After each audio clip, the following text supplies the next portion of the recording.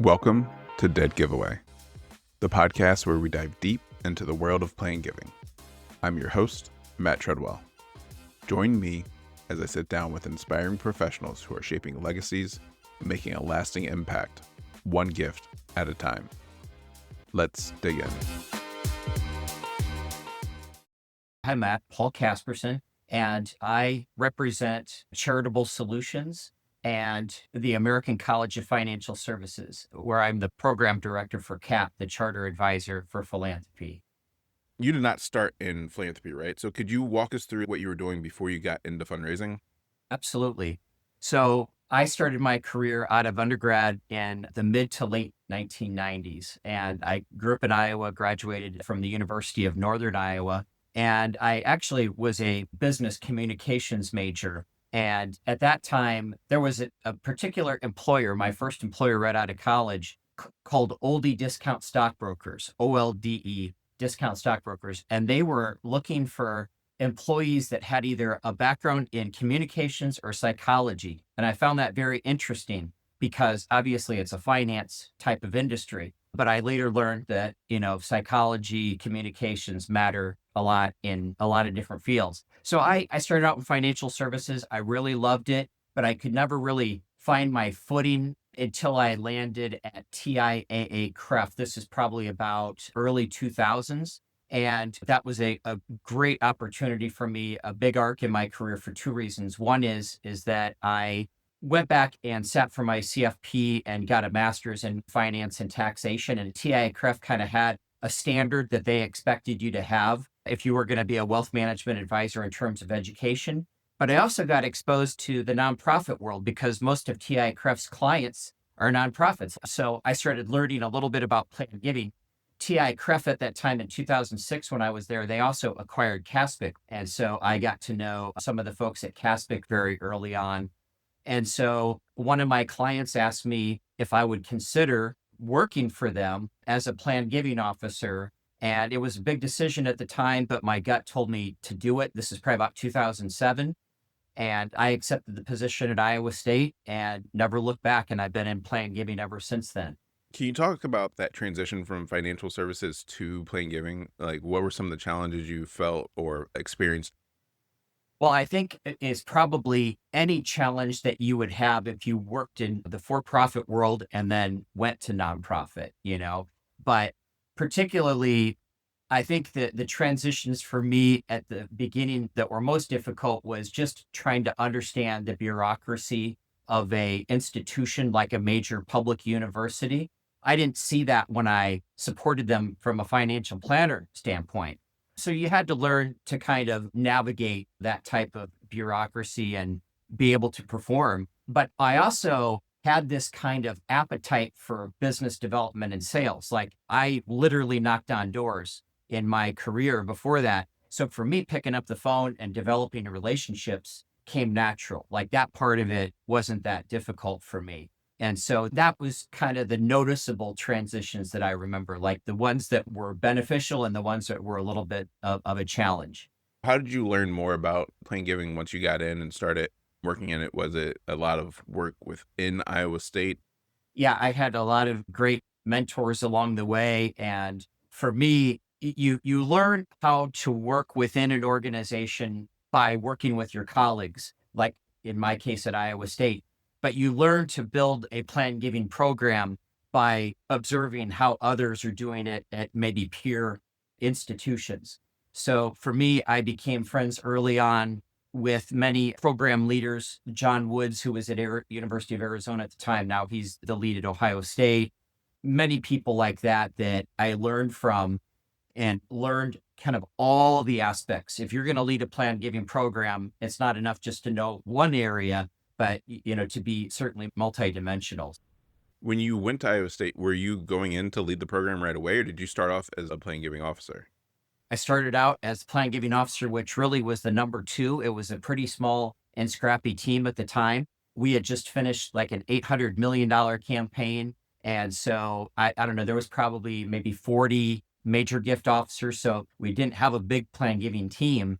I learned from one of my other mentors is Linda Jacobson, who was the one that really convinced me to take this leap and leave the comfort of TI Craft to join Iowa State. I learned from her kind of her philosophy on program development, but it's very important to learn it from many people, so that you get different points of view if you're kind of thinking about building a holistic program. So Linda had retired probably within a year after I joined Iowa State. So I think Iowa State at the time was still a little nervous about giving me the keys to the whole program. And so they put me through the ringer through an interview process. I came out the other side, fortunately, with the opportunity. And then I never looked back. And then by 2012, I was starting to get interest from, larger universities. I decided that universities were the way that I wanted to continue to build my career. And I was very fortunate to get the lead position at the University of Florida in 2012 as they were starting to gear up for a very significant campaign. Can you talk us through the decision tree you made when you were deciding, do I stay at Iowa State or do I go to Florida? Yeah, it obviously bifurcates two ways, right? The personal side and the professional side. So the personal side was not easy at all because I grew up in Iowa. I'm from Iowa, and I love when I get an opportunity to go back home and visit. But at the same time, I felt that I had a kind of a cap in terms of what I was going to be able to do at Iowa State in terms of the types of gifts that I would be exposed to.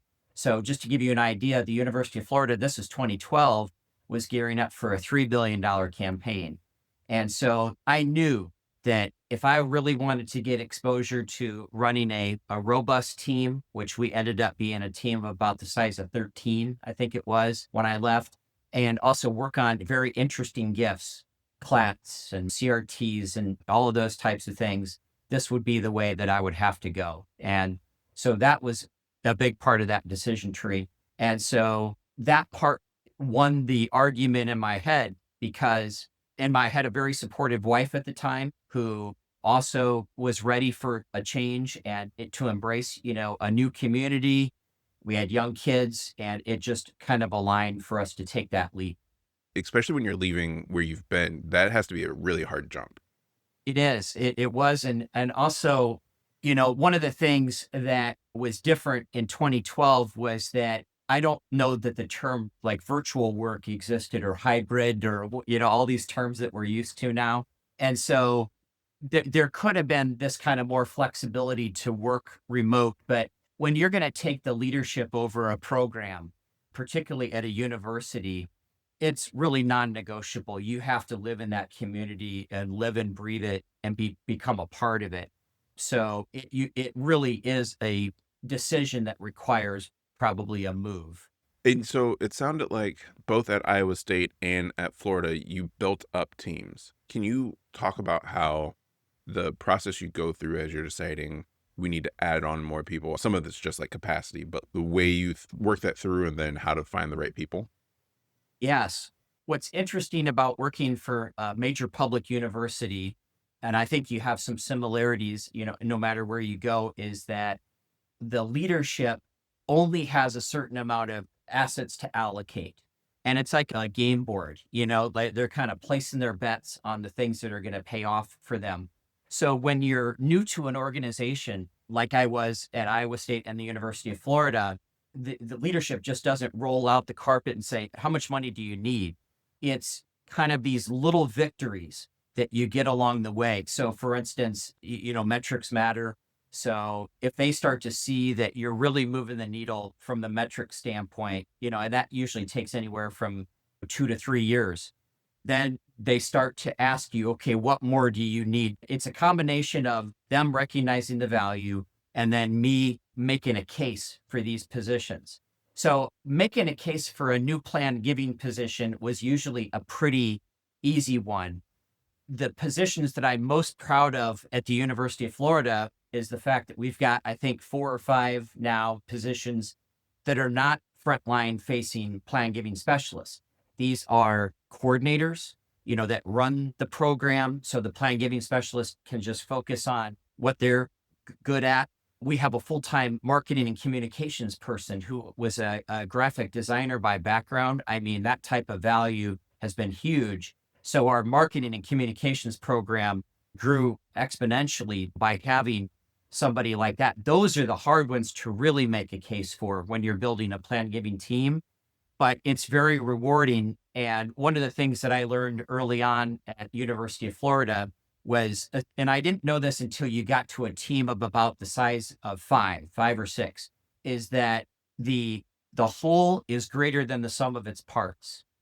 If you have a team that cares about each other, has a high degree of trust with one another, that they want to see each other succeed, and once you have those, attributes of a team, the whole is so much greater than the sum of the parts, and that's when you really start building magic with the team. So, how do you nurture a team where the whole is greater than the sum of its parts and to keep that together so it doesn't start to fracture after a while? Yeah, very carefully, Matt, as you can imagine. But for me, it was about the agency that each team member had. So I'll give you an example. One of our plan giving officers who I hired early on, she's fantastic. I saw in her, like, she was really good with advisor relations because she's an attorney. She had great ability to build relationships with attorneys and other advisors. And she headed up our advisor relations program, which we call the UF Advisor Network. And sometimes, as much as I wanted to kind of step in and say, well, Andrea, I would have done this a little differently this way or that way, I'd let her just run with it. And she has built this amazing program, which I think has maybe up to 400 advisors in it now. They noticeably can track gifts as a result of these relationships on an annual basis. And that's hers. Like, she owns it. She relies on other team members on the team to help run the program, but it's hers. And each team member has ownership of something similar to that. So early on, somebody said, well, you got to cross train everybody on every aspect of the team. And I said, if you do that, you dilute their knowledge of those particular specialties. And also you take away the agency that they have of kind of, that's their thing. And that's the contribution that they make to this team. And that's, I think, Matt, that's where the light bulb, came on for me. That sounds amazing because I know one of the things that a lot of people are always trying to figure out is how to better engage the advisors. So you said you were able to actually track the dollars that came in through the advisor network? Yes, and it's an art, as much as it is a science, because you don't know who's out there championing discussions with their clients. But one way that I can tell you that we track it is we actually give an award each year called the Gary Gerson Award. And Gary ran one of the largest regional accounting firms in South Florida.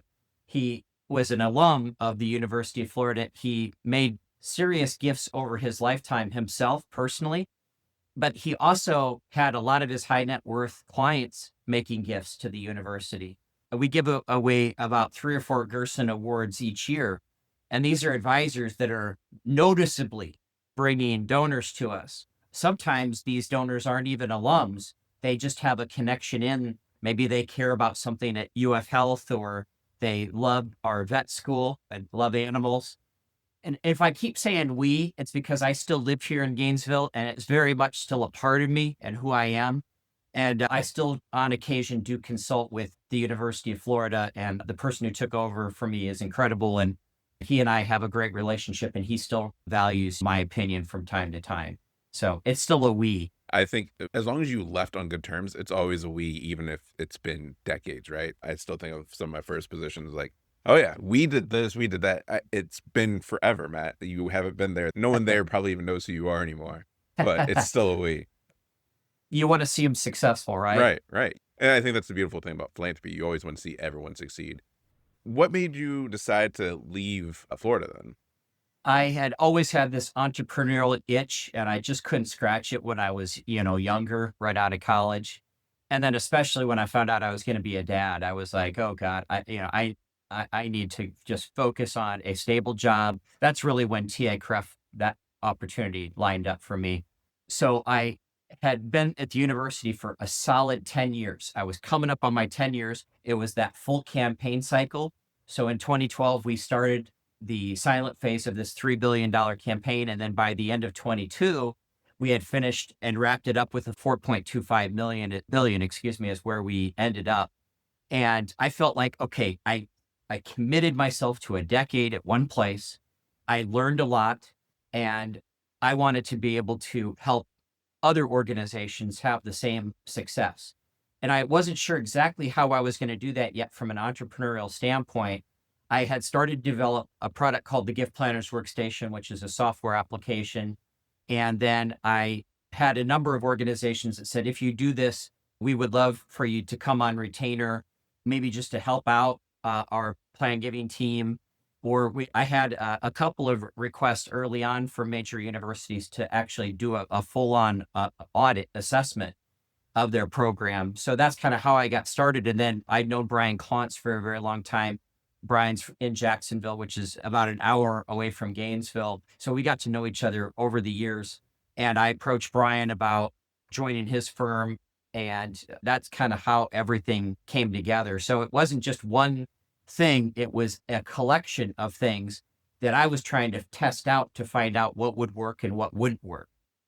Can you talk about that transition from working at university to starting your own thing and also joining Charitable Solutions? Because you were kind of private, then you went public, and now you're kind of back on the private side. And so, but it's a different type of private because it's not financial services now. So it's a completely different dynamic. So can you talk through, like, again, the challenges and the thoughts that go through when you make that switch? Yeah. Personally, I think you need to have two things in terms of your state of mind if you're going to do something like I did at my stage of life. Is number one is you have to at least have a few dollars set aside personally. When I left the University of Florida, my oldest son was just about to graduate high school and go to college. And then I have a younger son who's now still in high school. So I had a long ways, to still support a family.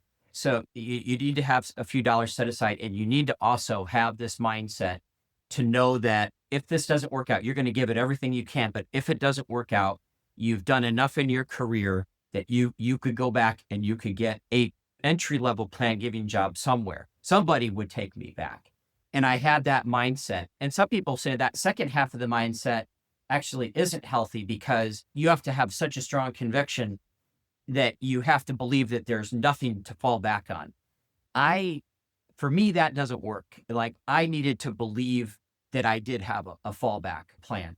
Even to this day, even though I've been gone now from UF, 4 years. Oh yeah, 4 years. I still have to believe that, right? Like if everything else were to fail, I could go back as a plan giving officer somewhere and I could go back and get a job. So I needed those two mindsets in order to make that jump. That makes perfect sense. And it is interesting to hear you talk about you needed that second mindset, because you do always hear about, no, you need to go all in. I bet that was really hard to leave a Yes. university setting right before your son was going to college, because sometimes universities have really good perks for families. Yeah, they very well do. But it just lined up as being the right time. Sometimes a lot of these life transitions all kind of happen simultaneously. You just have to kind of buckle in for the ride. But for me, I had no regrets in the decisions that I made thus far. And I truly believe now that you can still be an entrepreneur, though, working for an organization.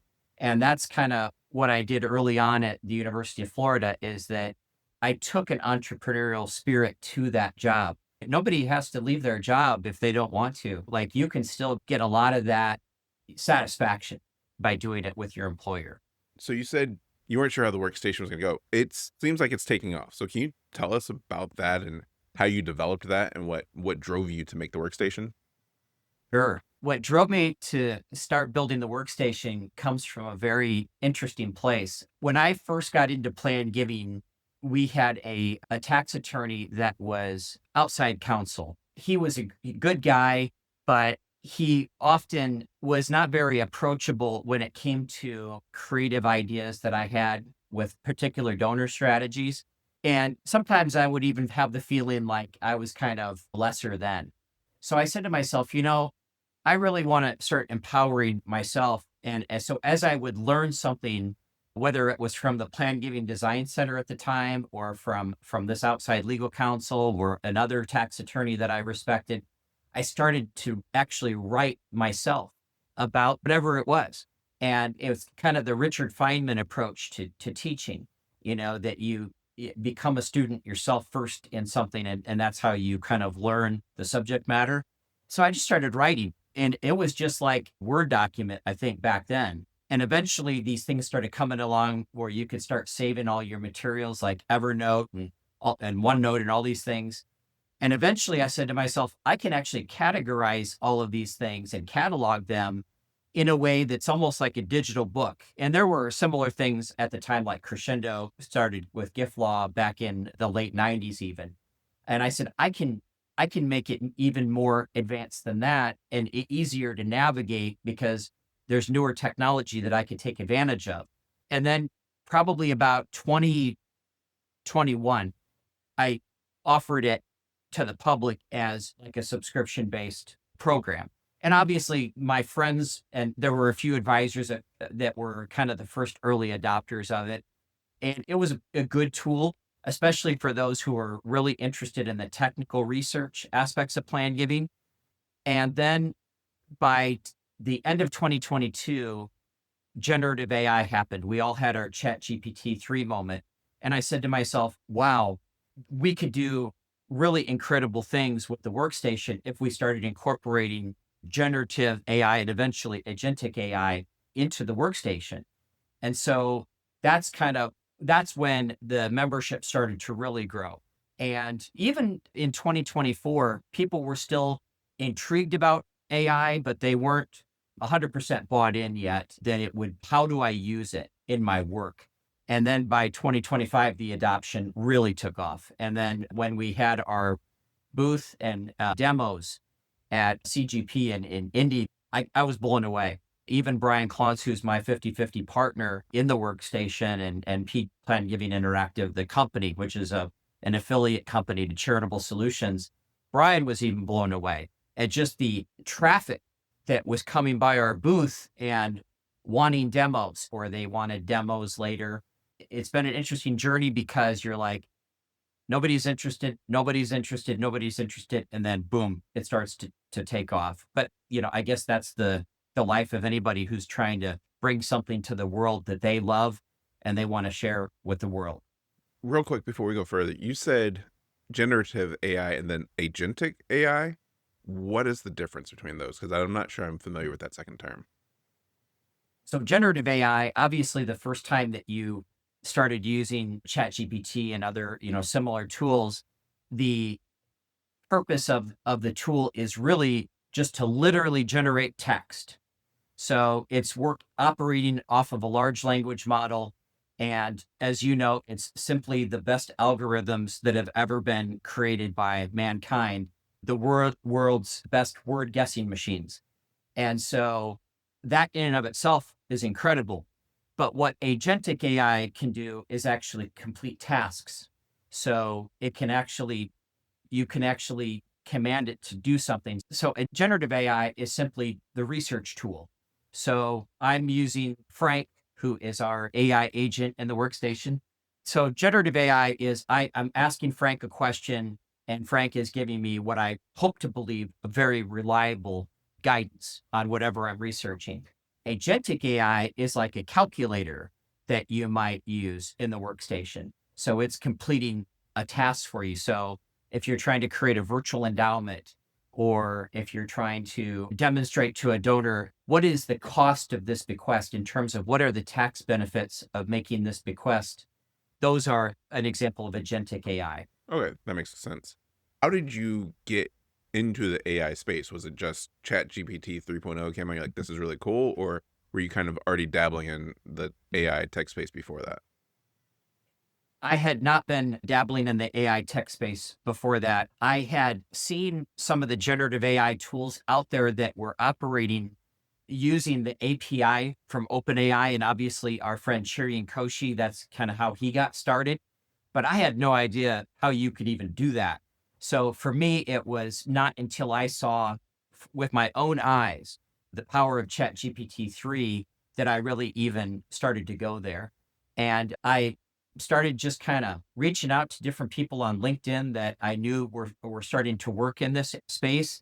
I connected with a gentleman who is in Boston who was doing some work with MIT on their AI.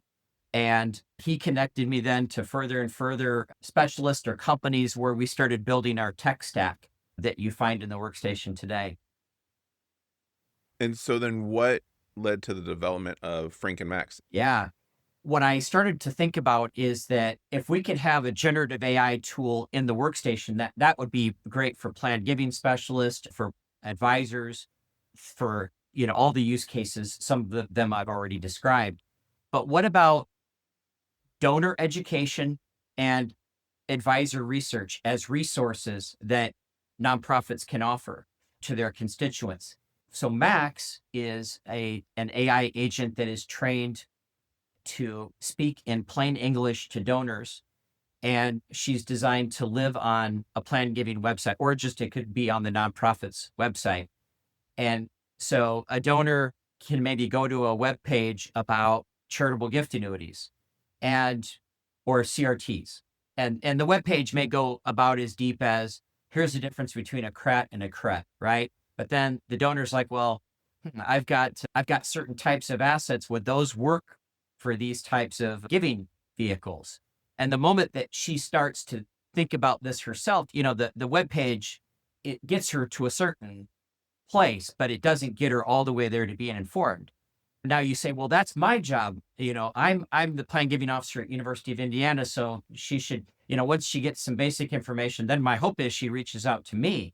But there's still a little gap between the time that a donor gets intrigued with some type of plan giving idea, whether it's a bequest or CGA or whatever, and the time that they're ready and prepared to reach out to the plan giving team. And that's what Max is there, is she's there to fill in that gap.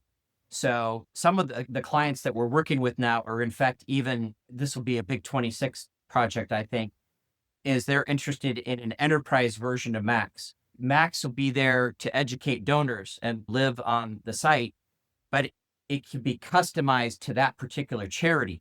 So it can answer questions about the university or the, whatever the mission is of the nonprofit, but also can generate leads. Just like a website can help generate leads, the AI agent can really help to generate leads through a somewhat of almost a human-like interaction. That sounds fascinating. I'm really interested to see how that develops. Did you develop both Frank and Max on your own, or did you have assistants? How did that development actually go? I had input from a lot of different people like Brian Klontz, who's an advisor to Plan Giving Interactive. My wife, Dana, she works with Plan Giving Interactive. And we tried to think about AI agents need to have a personality. They need to have a name. We all know that they're not human, they're not sentient, but you need to identify, and Morningstar, which is a big financial services firm that provides research to financial advisors, they were starting to roll out their agent, and actually they were very early, and they called him Mo. And I said to myself, you've got to have a personality, to these agents. And I wanted to create these two agents that would have two very distinct purposes. Max, of course, for donor education, and then Frank is advisor and plan giving specialist education. Something you said a couple times now, and it's kind of changing subjects, but it's something that's kind of stuck in my head. You mentioned when you were interested in possibly leaving Florida that you reached out to Brian Klontz, and then you said that as you were looking in the AI space, you actively reached out to a lot of different people on LinkedIn. I know part of fundraising is the cold calling and calling on people, but it seems like when people are looking to take the next step in their career, they're kind of scared to do that same proactive step. Can you talk about the mindset that you had when you were like, okay, this is what I want to do. I'm going to reach out to people? Because I feel like a lot of times people, even though it's, like I said, it's what we do, that part is hard for people to do. They're just going to look at job posting boards and say, okay, I'm going to apply to this one. I'm going to apply to this one. But I'm going to actively say, hey, you person that have this position and network, I want to talk to you about what could be next. Yeah. Well, as in a lot of things in life, the best way to develop your future is to be proactive and create it yourself.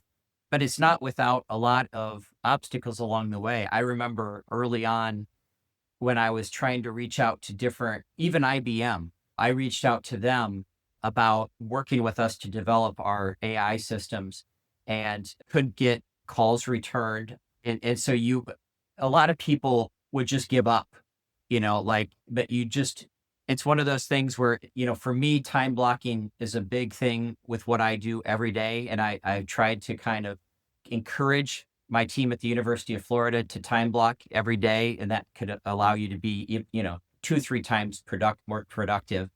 And I would just time block every day. Like I need 30 minutes to really not only think about what I want the programs to look like, the applications that we have at PGI, but who can help me? And not every day was a success. I may reach out to somebody that will never return my call, but if you do it every day, it starts to build up, and pay off. Real quick, I think I know what time blocking is. Can you explain what time blocking is and how you've used it to help? Sure. So for me, time blocking is, mastering your calendar to the best of your ability. It's basically, for me, making sure that your day is full of proactive work, because your job, especially in plan giving, it's going to be reactive. You can't control that. But what you can control is about 3 hours of your day being proactive. And so those 3 hours one was donor outreach, whether you were planning a trip, whether you were just wanted to, follow up with some donors in your portfolio, thank them for a recent annual gift, whatever. Number two is, what is that hour that you can spend improving your relationships internally at your organization? So in plan giving at an institution like yours, the relationships with development officers, with the deans, with those folks are critical. And so spend an hour a day working on developing those relationships with your fellow development officers. And let's talk about, how are we going to move Al and Barbara forward? Go to lunch with them. That's the second hour. The third hour, technical research, reading about anything in plan giving that you can get your hands on. If you don't have anything in front of you, grab a Russell James book. But, if you study 1 hour a day, plan giving, and for me, again, some people think I have a problem, but I would just pick up an article on CRTs and I would be in heaven. But for a lot of people, they can't do that. So I say, okay, what's a current gift that you're working on? Is it a gift? Is it a big real estate gift? Find an article about real estate. That way you kind of have an incentive to continue to sharpen your technical skills. If you are proactive those 3 hours every day and you're reactive the rest of the day, you're still going to be insanely successful. But I would set up my full week. I still do this, Matt. I set up my whole week on Sunday night. And the reason I do it on Sunday night is because a lot of people wake up on Monday morning and they're like, oh, they have that Monday feeling. For me, that feeling started on Sunday night. So when I woke up on Monday morning, it already felt like a Tuesday to me. But that Sunday night, I lined up everything for the week that I knew I needed to and wanted to accomplish. Oh, thank you. That is a really great way of thinking about how to turn like you said, is very reactive into proactive work. Changing directions here. So you mentioned one person that you had as a mentor. Can you talk about some of your mentors, and then how did you go about finding mentors? Sure. My mentors are probably all of the greats that you've heard of in your career, Matt, and you probably had an opportunity to meet some of them yourself, but Laura Hanson Dean. I met Laura when she was at University of Texas, and she was kind of at the peak of her career.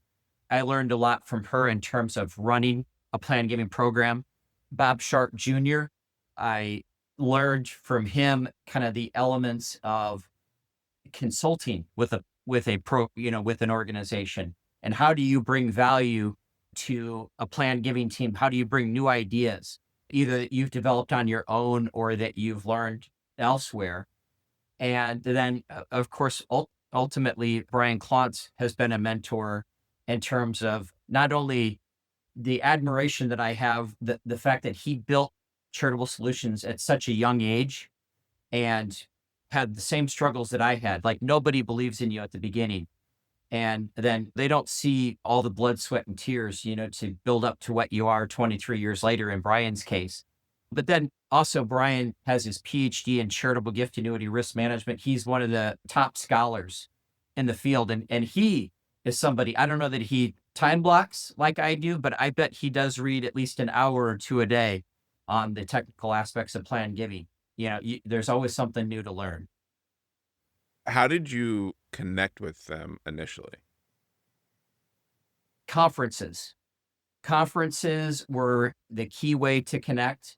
And it doesn't mean that I've had people reach out to me that I didn't meet in person and they say, hey, I just want to know a little bit more about planned giving and how I can get better at it. You could do that too. But for me, it was I met him in person and then we didn't have Zoom. So I would just pick up the phone and give them a call and see if they had a few minutes just to talk about the work that they do. So Brian was only an hour away. So I used to go over if I could get a few minutes between his meetings and grab coffee or something like that. But I never really asked somebody, will you be my mentor? I made sure that I was very reverent to them and that they knew that, and that they knew that I would actually, if they were to give me some of their time, I would actually do something with that, and I think that's kind of the key to having great mentors is don't ask them if they'll be your mentor, just ask them if they'll give you some time and then, show them that you're doing something with it. Yeah, that makes a lot of sense. Again, switching directions, can you tell me about the most fun or interesting gift that you've worked on? Oh man. Well, obviously the first one that comes to mind has the most number of commas in it, but it doesn't mean necessarily that it was the most meaningful. But, Matt, I've had the pleasure of working on some of the most challenging gifts at Charitable Solutions, but I am kind of not as engaged emotionally with it because I don't work for that charity, but I do get satisfaction out of helping the donor accomplish something really big, like a $20 million charitable gift annuity funded with closely held stock, or a retained life estate, hybrid charitable gift annuity. So an 84-year-old woman who doesn't want to go to a nursing home and she wants to live in her home the rest of her life, but she needs resources from an annuity could do that. Those are meaningful. But the gift where I was actually an employee and was able to be influential, I was the lead on this gift, was a 27,000 acre ranch that was a gift to the College of Agriculture and Life Sciences at the University of Florida. And I can talk a little bit about it because it's a very public gift. But this ranch was owned by the DeLuca family that founded Subway restaurants. And Fred DeLuca, the founder of Subway, had unfortunately passed of cancer. And Mrs. DeLuca, a very philanthropic woman, was looking to do something good with this ranch. It was going to become another big development in South Florida. But her goal was, how can I do something good and preserve this and prevent this from yet being more land in Florida that gets developed? And so it was a 2-year process, but had that been developed, that's a well over $100 million piece of land. And we accepted that gift. We put an easement on it, so it can never be developed. In our College of Ag and Life Sciences at University of Florida, we have graduate students, we have faculty that are down there doing research all the time. There's endangered species on the property. They still have farmers working on the property. So for me, that's been very rewarding, not only because it was a large gift, but because of the feeling that it gave Mrs. DeLuca to do something good. And she's going to do incredible things the rest of her life in other ways, but also because I grew up on a farm, and for me, preserving land is something that's very important, especially in a place like Florida. Before we wrap up, is there anything that you really wanted to say that you haven't had a chance to say yet? Just that, for me, I think that it's really important that we continue to develop a technical skill set in the field of plan giving. And that was the reason why I accepted the role as program director of CAP, the Chartered Advisor for Philanthropy designation at the American College. So that's the other hat that I wear that we haven't mentioned today. But I just want to mention that. So when I started in 2007, first of all, there weren't that many plan giving jobs out there. And they were it was very critical that you proved that you had a technical skill set. Almost every plan giving job said required at least one of the following: JD, CFP, CPA, what have you. And by 2017, 10 years later, it's almost like it was a complete 180. There was a ton more plan giving positions open, and the technical skill sets weren't as much of a priority for leadership as it once was. And there's all kinds of reasons that you and I can speculate as to why that's been the case. But for me, it's still very important that those of us in the plan giving field really are disciplined to the technical aspects of it. Yes, the relationship aspects are critical, and you would learn a lot about the elements of being a true philanthropic advisor through the CAP program, but you also get exposure to the technical aspects as well. And for me, that's one of the reasons why I'm so grateful for CGP rebooting the Journal of Gift Planning. It's bringing an academic focus back to our industry. And that's not going to do it in and of itself, but it's one of the critical elements. So I'm just very excited for the direction of where CGP is going, just in all aspects of our field, but to really help us get reinvigorated about the technical aspects that we need to bring to our work each day, I think is very critical. How did you get involved with CAP? So the American College had heard of me somehow and approached me whether or not I'd be interested in CAP. And it was a very difficult decision because I knew that I'd have to give up certain things if I took on that job, because that job in and of itself is a full-time job. But I knew that it would have a nice overlap to my other work at Charitable Solutions and PGI. So they started reaching out to me earlier this year, and we were kind of, having discussions, but I hadn't committed anything yet. And I was listening to a webinar, and one of the speakers on the webinar said, and to my fellow CAPs that are listening, I want to talk to you. I pulled some of the things that I learned in CAP to help me close this gift.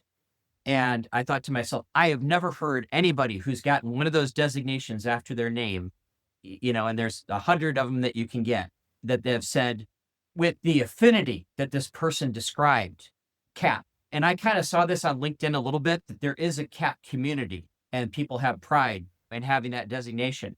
And so I said, that's something that I want to be a part of. That was kind of what sealed the deal for me. But the people at the American College are great. They love the CAP. They believe that this is the foundation for those that want to start in plan giving or to be a philanthropic advisor. And that is a big responsibility for me to continue to make sure that it's the gold standard for that. Okay, finally, who in your phone would you love to hear on this podcast, and could you help make that happen? Well, obviously, Lori Hanson Dean has a wealth of experience. She's in the Hall of Fame. Brian Klontz, the editor of the Journal of Gift Planning and many other things. Those are kind of the two that come to mind. Thank you so much for joining me today. This has been a pleasure. Matt, it's so good to visit with you today. Thanks for having me. Thank you for joining us on Dead Giveaway, where every gift tells a story. A big thanks to Paul Caspersen for joining me and sharing his story. Join us next month when we are joined by Abigail O'Doul, 2025 CGP Rising Star, Senior Development Officer at Earth Justice, and Movement Coordinator for Community-Centric Fundraising. None of this would be possible without my amazing producer, Jessica Hall, and the support of the entire National Association of Charitable Gift Planners staff. If you enjoyed today's conversation, please share the show and subscribe so you never miss an episode. Thanks again for listening to Dead Giveaway, where generosity lives on.